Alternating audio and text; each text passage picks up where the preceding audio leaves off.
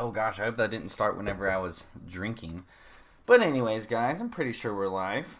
Waiting on it to. There we go. All right, so let me wait on you guys to show up. This is always that 10-second awkward period whenever nobody has said hey yet.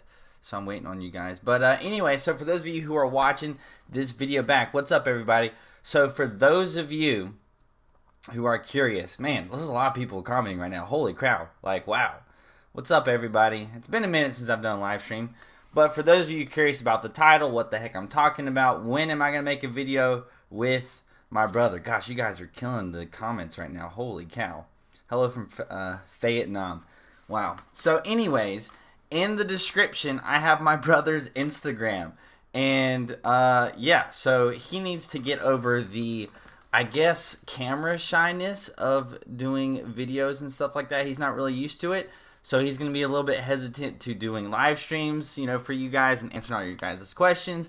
So what I want you guys to do is head over to his Instagram and like leave a comment or something on one of his posts and then be like, hey, do a freaking live stream with your brother, blah, blah, blah. You know, you got so many questions I got so many questions to ask you, whatever. So go over to my brother's Instagram. Link is in the description. The link is in the description. It's like the first little thing I'm talking about. And then go and leave a comment on his post telling him that you want him to make a video with me or him and his brothers. But yes, 30,000. So we just hit 30,000 subscribers. So I guess this is also like a 30,000 subscriber live stream. Holy cow, 110 people already in like a minute. What the frick? This is crazy. Yeah, 30,000. It is ridiculous. Thank you for your videos. This has helped me get ready for boot camp. Ethan Herrera, yeah, that is the goal, man. That is my goal, to get you guys as prepared mentally and physically for basic training as possible. First like, who? Seth Mitchell. Yeet. All right, so anyways, if you guys want to ask any questions or whatever, the reason I'm doing this live stream is number one, because I want to tell you guys to go to my brother's Instagram and comment on his post and tell him to make a video with me, and hopefully it'll, you know, kind of egg him on to make multiple videos with me, live stream with me. Hopefully I'd like to go over to his barracks and then maybe do like a little, you know, live stream with him and his buddies, because they want to make videos too, or they want to talk about it. You were in Afghanistan? No, my brother was in Afghanistan. If you're paying attention to my social medias and stuff, you know that just the other day my little brother came home from Afghanistan. I've never been deployed. He's just getting back from deployment, so that's why I want him to talk about, you know, all that stuff, so I can talk to him about things. So yes, Savage Serial Killer 54. Yes, I do. Fort Benning, 1985. Wow, man. It's a long time ago, man.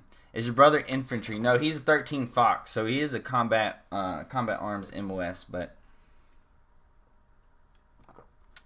guys and girls, we finally get to see Matt's face. Great face reveal, Matt. Yep, this is my face reveal, guys. No, he is not infantry. 13 Fox, which is like forward observer or something. I'm not exactly sure. Not exactly sure what the technical, you know, MOS or the title that MOS is. Was he in combat? He didn't fire any rounds like with his M4 or whatever, but they got mortared and all that stuff, so he got his combat action badge. So I guess technically he was in combat, but technically he wasn't in like any firefights or anything like that. Hit me up on Instagram, blah, blah, blah. It's okay, my little brother's more bad A than me too. Do 100 push-ups. Not right now. I just did chest day, or today. So I just did chest workout a little while ago, which my bench max is working out to be pretty good. So my goal is to do 335 or 340 on bench. And at the end of my workout today, I did 330 pounds on bench pretty easily. Like it was pretty easily. I definitely could have gotten 335 today for sure. So my thing is am I going to be able to do 340 pounds in the next week or so? Tomorrow I'm leaving for an FTX, so I'm going to be gone tomorrow. Wait, tomorrow's Friday, so that's why I'm doing this live stream on Thursday. So Friday, Saturday, and Sunday I'm going to be gone, so there's not going to be a push-up video on Sunday. There's not going to be any more videos for the rest of the week until Monday. Monday is whenever I'm uploading the video about my brother coming home and all that stuff. It's kind of like a vlog slash not a vlog. So if you like my vlogs, if you guys haven't seen my vlogs, you guys should definitely check out my vlogs. Hey Matt, how many immunizations are given at reception? Shipping in a couple of weeks. That's a good question. The Acer. So when you go to reception, how many shots you get kind of just depends on your own personal immunization record. So sometimes people will get more shots than other, but I would guesstimate that you're going to have between 6 and 8 shots whenever you're at reception. Give or take, 6 to 8 shots whenever you're there. I'll unsubscribe if you don't do 50 push-ups. I don't want somebody who's subscribed who's that easy to unsubscribe, so I'm sorry. Love the vlogs, Matt. Thank you. Yes, the vlogs are they're definitely a lot more work. So I don't get as much views on my vlogs because, that's not really what this channel is based on. The real reason for the vlogs is because people who are already through training or something, or maybe they just are interested in me rather than what I'm, talking about in my Army related videos. So that's for them. Also, it's just for me to do a little bit more difficult editing, and it's also something for me to look back at in the future. So this video that I'm uploading on Monday, which is about my brother coming home. So I got, some video clips of my brother coming back, giving everybody hugs and all that stuff. And so that's like a moment in time that we're not going to be able to get back. Like my brother's first time coming home from deployment, and I got that on video, it's on the internet, so we're going to be able to watch that for forever. In my least viewed vlog, because I don't know why, I guess the title or thumbnail is terrible, but I basically vlogged my little sister's wedding, and I mean, there's only like a 1 or 2 minute section of her actual wedding portion. So that's something that's really cool, and that's something that's cool because my sister got married whenever my brother was deployed, so he got to go back and he can look at that video. So that's one of the reasons why I do vlogs, because they're nice to look back at. Rangers lead the way. Yes, National Guard deploys quite often, actually. Yeah, so I mean, if you are in the Guard or the Reserves, you can deploy fairly often if you want to. If you don't want to request for deployments, you don't have to, but if you are in like the Guard, for example, you can request different deployments, so you can deploy more often than your unit actually deploys. Matt, what made you want to enlist? Savage Patch Matt, good name. But what made me want to enlist is I always wanted to be in the Army, and literally as soon as I found out that what the Army Reserves was or whatever, and I could do the best of both worlds and do my civilian thing and be in the military and get deployed, then that I literally enlisted the next week. We are going to Arlington National Cemetery for a school trip. Oh, that'll be cool. Are you in high school or something? I guess sappers lead the way. I'm excited to deploy. Yes, I'm excited to deploy too, actually. I've basically been in training the majority of my military career so far. I've been in the Army for about 3 years now. Literally about 3 years and a month technically. My time in service date is February 13th, 2015. So it's over 3 years and a month. But I haven't been deployed, basically because now I'm going through training and I'm about to be an officer, and once that's all done, once I finish my officer training, then I will be able to be deployed. So it'll be at least another year before I can deploy. I will try and watch these videos and comment from basic training. You're probably not going to get to watch these videos and comment from basic training. I'm just saying, when you get to AIT, you can just catch up on all the stuff, and if you don't want to catch up on all the other videos, that's why I'm making vlogs, and I'll have a couple vlogs for you to watch. And whatnot. How many military bases have I been to? 4 or 5. 4 or 5. I don't want to think about it too much, but 4 or 5. I want to do 20 years active duty, 11 Bravo, all infantry all day. So if you want to do, all right, I'm just gonna let you guys, if you're planning on doing 11 Bravo, so infantry, for 20 years, that's pretty unlikely. Most people don't stay infantry for very long because it is just a rough MOS to have. It's rough on your body and stuff, and a lot of times, if you do infantry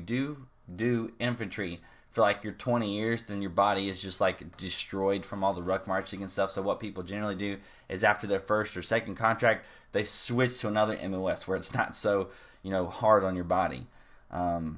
Because rucking all the time. Like if you're in infantry, you're gonna be rucking a lot, and that takes a toll on your body. And all this stuff, like you'll have bad knees, you might have a bad back or something, and eventually it'll catch up to you. So that's one of the reasons why people don't stay in infantry for a long time. Watching this in March Madness, nothing better. Can you get tattoos after you enlist? Yes, you can get tattoos after you enlist, and the process is a little bit easier. So if you're literally about to like leave for basic training, you're about to enlist, and you want to get a tattoo, I would just recommend that you wait to get the tattoo, and then just get the tattoo after you're done with like basic. Because like when you're already in the military, the process or like the paperwork or whatever, like you can pretty much just get a tattoo, and there's not going to be any repercussions. Where if you do have tattoos before you enlist, and there's going to be certain things that you have to do and get all that paperwork and stuff sorted out. So anyways, but yeah, long story short, yes, you can get tattoos after you enlist. You know, as many tattoos as you want, as long as it's not from your wrist down or your neck up. Hey Matt, hey Gaming Blonde. What are your thoughts on North Korea? I know some people have said stuff about North Korea in the news recently, but I haven't watched the news. I don't have cable or anything. If I'm going to watch something, I get on YouTube and watch something, so I'm not as up to date on the news as I was whenever I was like, at my parents' house and my dad's watching the news all the time, so I just would watch the news. Or if I have cable, a lot of times I'll just leave the TV on the news channels to keep myself updated and stuff. So, but now that I don't have cable, I don't know what the heck is going on. So what's going on with North Korea? Also because like it's not like the military, especially if you're in the reserves, they like give you updates all the time. When you're active duty, they might give you updates on certain key events and stuff that's going on. But North Korea, I think that eventually something's going to go down, but I don't know when. But I think something will. How are you separated in platoons at basic training? Is this really alphabetical? No, so your company is going to be split up into 4 platoons, right? Each platoon is just basically going to be random people. It's not necessarily alphabetical, but in your platoon, you might be sorted alphabetically, right? So that's kind of how you're going to be sorted. In your bunks, it's just going to be alphabetically sorted. That's usually how that happens.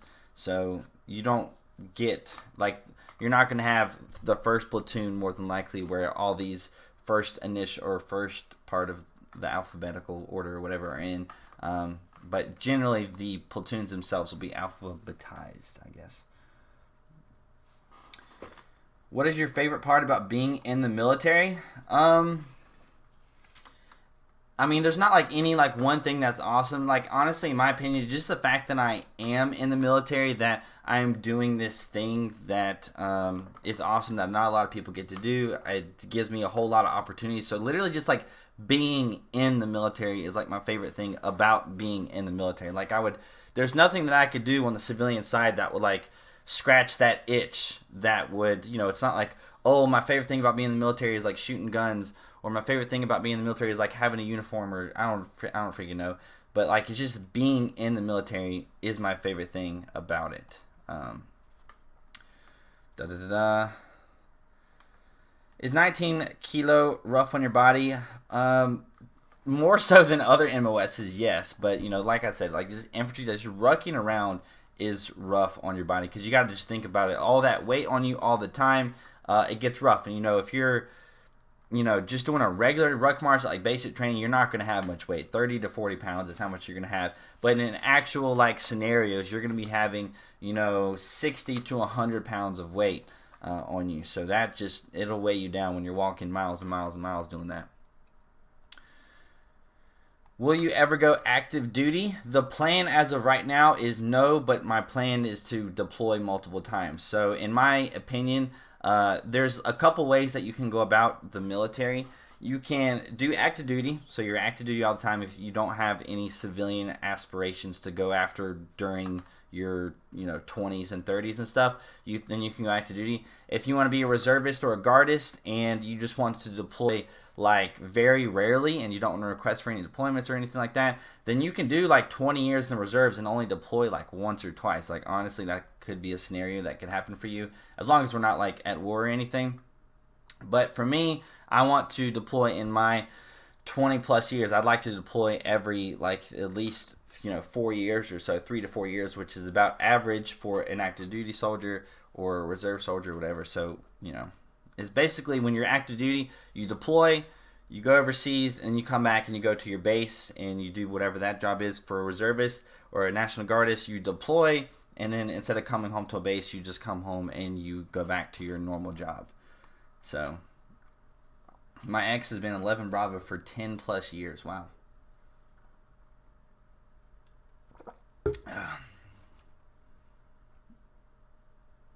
In my country, they separate us between platoons based on height. Really?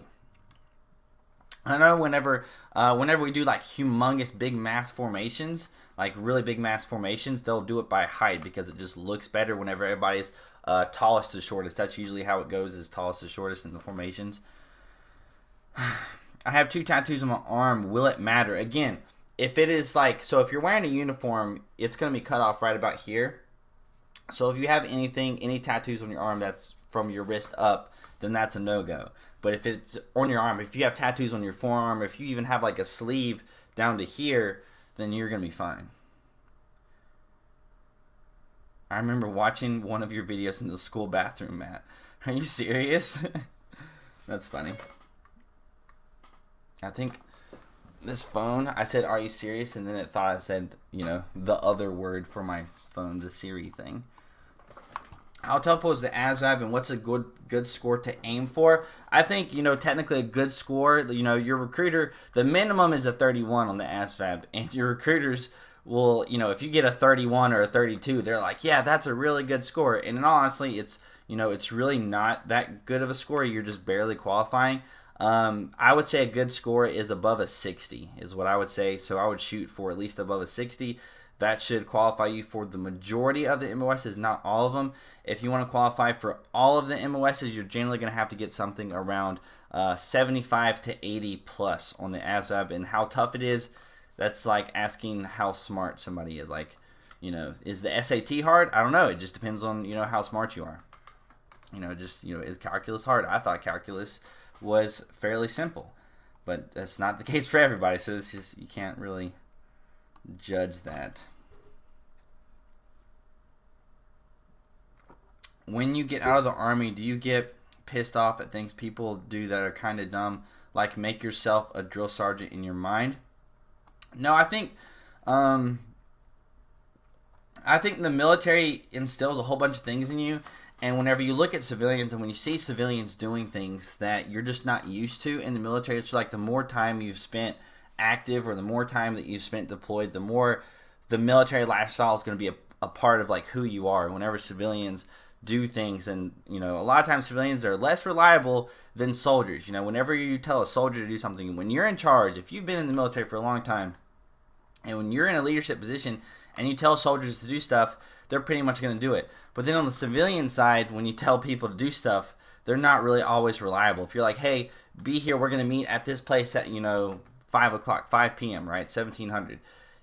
Most of the time freaking civilians are late. It's not like that in the military, so that's pretty annoying. That's something that annoys me, honestly, is people being late all the time. I'm usually, if I'm late, there's like a reason that I'm late, but I'm usually on time all the time, and I don't like being late. So that's like a little pet peeve. But the pet peeves and stuff that you have from the military is going to be a case-by-case basis. What did I score? I scored a 91 on the ASVAB, and I didn't study. So a lot of people ask me, like, how do you study, or what did I do to study? I didn't study at all. So that's, that's one of the reasons why it's hard for me to talk about how easy or hard the ASVAB was, because, I didn't study for it. I just took the ASVAB and got a 91.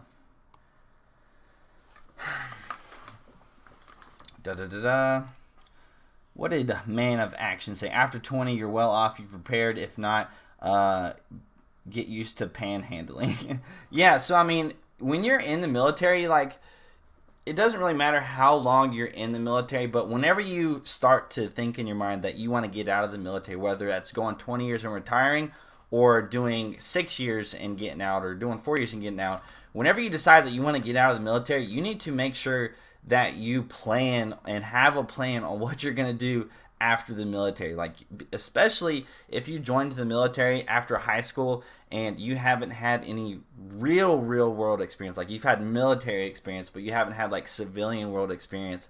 You don't want to leave the military without any plan whatsoever on what you're going to do. You're going to want to have some kind of plan, preferably have like a job or something set up.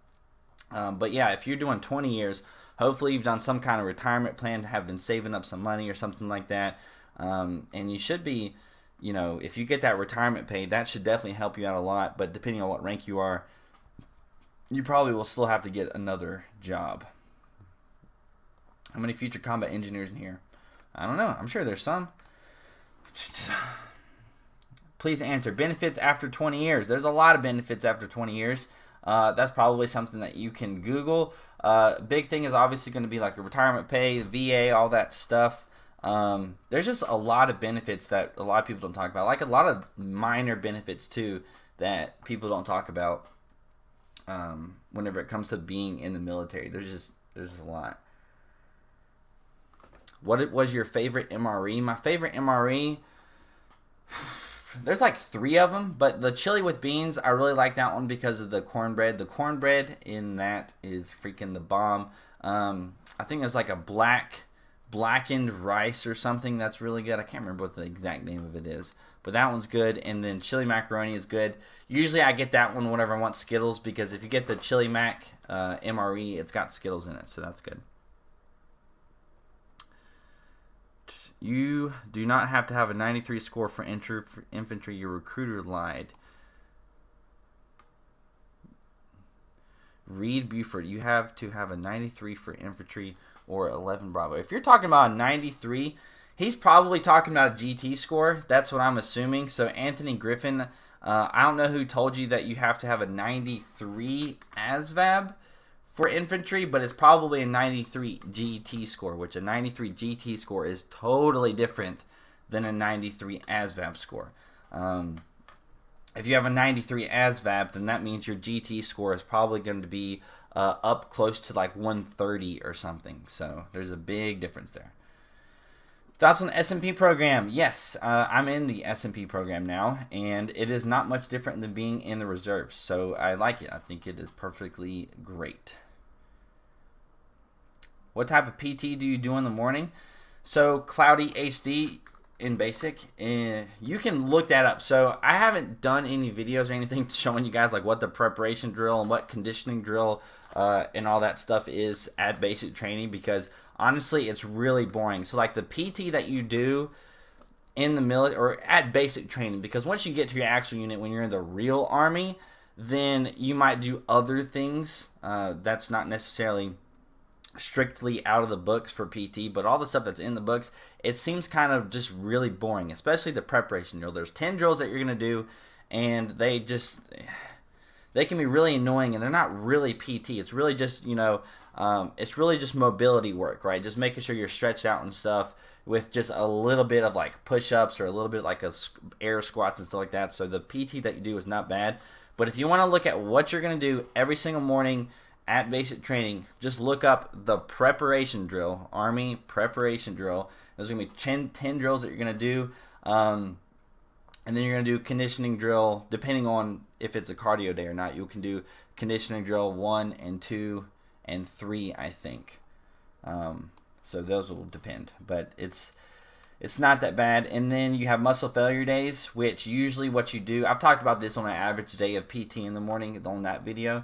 But what you'll generally do on muscle failure days at basic training is every other muscle failure day, you'll probably do pull-ups. You'll do climbing drills, which is just a few pull-ups. So you can look up what that is. So Army climbing drills. And you'll do push-ups and sit-ups. And how they did it for us is you would do 2 minutes of push-ups, 2 minutes of sit-ups. Then you would switch with your partner. They would do 2 minutes push-ups, 2 minutes sit-ups. And then you would switch back, and you would do like a minute 30 of push-ups, a minute 30 of sit-ups. Then you would do a minute of push-ups, a minute of sit-ups, and you would do like, 30 seconds of push-ups, 30 seconds of sit-ups, and you would just do that alternating back and forth with your partner on muscle failure days. Also, sometimes you might have, PT in the mornings where, we called it like first sergeant PT, where like the different first sergeants or something from the battalion would just come and they would all just like take turns, doing like their favorite smoking movements for us for PT, which those were like fun days, but they were also one of the more difficult days. Could you do a video on the different obstacles in the confidence course and strategies to conquer them? Brooke, I probably won't do one on strategies to conquer them unless I were to have, like, if I were to go to a confidence course or something and then show you guys, then I could talk about that. But for me, I love confidence courses. I love obstacle courses. I really like them.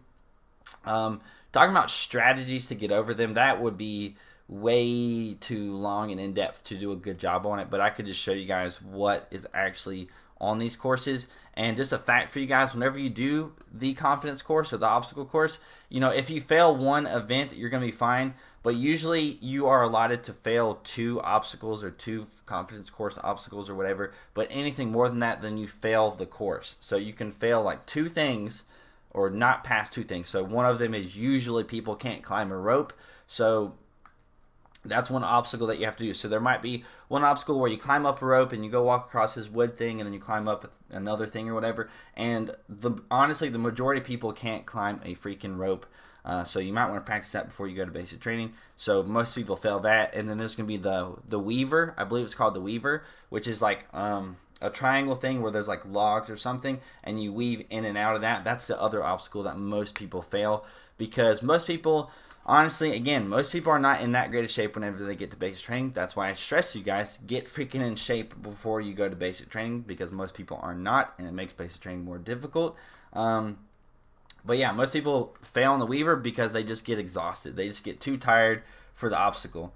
I have to leave, Matt. Bye, Hannah. So, anyways... But I'm not gonna be live streaming too much longer. I still have to pack up for my FTX tomorrow, so I'm kind of late for doing that. But anyways, how much of the Army the mental aspect instead of physical? I think the majority is like if you are in relatively good shape. So if you're not out of shape, so if you can pass a PT test, not having to struggle too bad. So if you can get like a 240 plus on the PT test, then the majority of everything is going to be mental, right? It's just going to be mentally you being able to keep up with the stuff, and whatnot, and dealing with the stress. If you are failing the PT test, then you're probably going to be leaning more towards the physical side of things, because you're just going to be tired all the time from getting smoked. You're going to be tired all the time from doing things physically. And then you won't even have time to stress about or think about other things, because you're going to be so exhausted doing other activities. So if we're getting smoked and stuff and the drill sergeants are yelling at us to go and do this, that, and the other, and you have one guy who's in shape and he can do the smoking exercises fine, he's stressing about what the drill sergeant is yelling at him about. If you're out of shape and you can't even do the exercises, you can't even start to stress about what the drill sergeant is yelling at you about, because you're stressing about not being able to do the push-ups. You're exhausted from not being able to do whatever the exercises it is that they're wanting you to do. So it just depends. What is a good GPA for the 75th Ranger Regiment? I don't know.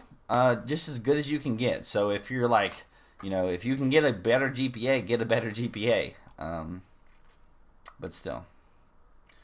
Bow tie until I die. 199 super chat. Lie detector test for MP. Do they ask about weed? I have no clue, because I've never taken a lie detector test, nor have I. I have, some people that maybe I could actually ask that to.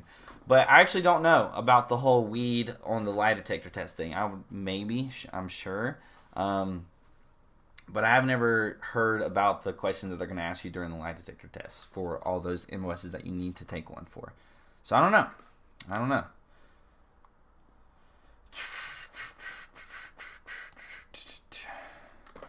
Been going to RSP until then, got drilled this weekend. Does your time written in contract account for training? Example, 5-year contract with 18 months training, 3.5 years left, or 5 years left. Does your time written in contract count for training? So yeah, so like if you have like a 5-year contract, that includes your training. So whenever you leave for basic, if you're active duty, whenever you leave for basic training, your time starts dwindling down then. If you are in the reserves, right, and you sign a 6-year contract from that first day that you swear in, that's when your time in service starts going away. So yeah. Man of Action, thank you for helping out.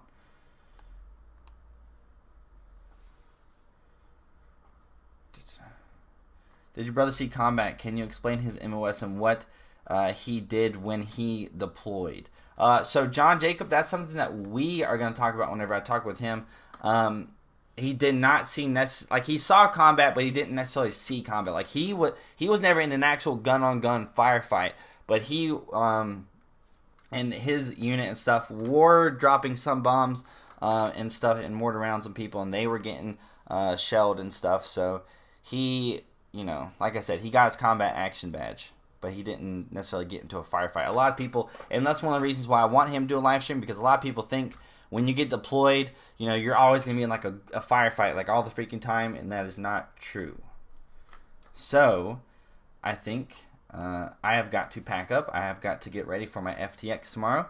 And again, this is going to be my last video until Monday. Monday I'm posting a video with my brother coming back, so that's going to be a good one, so you don't want to miss that one on Monday. If you have not already, go to the Instagram, my brother's Instagram, and leave a comment telling him to, you know, do a video with me or a live stream with me. I'm just trying to, you know, pressure him into doing it, because I know he's a lot more camera shy than I am, because he's not used to all this stuff. Because back, maybe you didn't know this, but back whenever we made our videos, so if you guys haven't seen mine and my brother's videos that we've talked about 13 Fox AIT, we've talked about Airborne School, and we've talked about Fort Jackson basic training, because he went to Fort Jackson, I went to Fort Benning, so we talked about that. So back whenever I made those videos, I only had like 2,000 subscribers. So now, you know, since he's left, you know, he left whenever I had like 3,000, and now he comes back and I'm at 30,000. So that's like a huge difference. But anyways, oh well, bye, good luck. Oh, I read that one. But anyways, that's it for this live stream. Thank you guys so much for coming out. Really enjoyed it. No videos again the rest of this weekend, so this is going to be it. If you missed the beginning live stream, go ahead and check it out. That's it. See you guys later.